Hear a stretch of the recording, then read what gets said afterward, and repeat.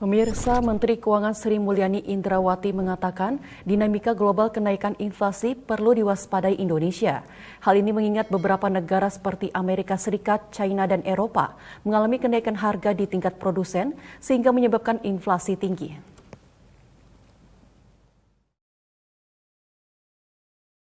Isu kenaikan inflasi menjadi salah satu prioritas pembahasan dalam sidang Kabinet Paripurna yang berlangsung di Istana Negara Jakarta baru-baru ini. Presiden Joko Widodo mengingatkan jajarannya untuk melakukan persiapan matang untuk menghadapi dinamika ekonomi global. Dengan demikian, perekonomian nasional tidak mengalami dampak yang cukup besar. Menteri Keuangan Sri Mulyani Indrawati secara daring menyatakan beberapa negara seperti Amerika Serikat, China, Eropa, Meksiko, dan Korea Selatan mengalami kenaikan harga di tingkat produsen sehingga menyebabkan inflasi tinggi. Dirinya menyebutkan inflasi ini perlu diwaspadai sebab berdampak pada perekonomian Indonesia meskipun kenaikannya belum signifikan.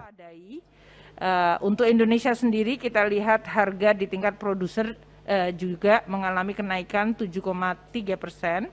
Kalau di Eropa kenaikannya bahkan mencapai 16,3%, Cina 13,5%, dan di Amerika Serikat 8,6%, Korea 7,5%.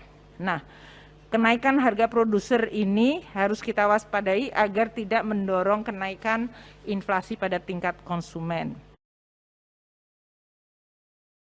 Lebih lanjut, Menteri Keuangan menyatakan inflasi tinggi berpotensi memicu negara-negara menaikkan suku bunga acuan, khususnya Amerika Serikat yang memicu gejolak di pasar keuangan global maupun dalam negeri. Kenaikan harga produsen akan mendorong inflasi yang berdampak pada besaran pembelian obligasi Bank Sentral Amerika Serikat The Federal Reserve terhadap pada keuangan domestik. Dirinya mengatakan hal ini berpotensi menimbulkan ancaman terhadap stabilitas sistem keuangan terhadap dinamika global. Untuk itu, pemerintah terus memperkuat fondasi ekonomi dengan harapan akan memberikan kesiapan dalam menghadapi kemungkinan dinamika global yang berdampak pada stabilitas ekonomi nasional.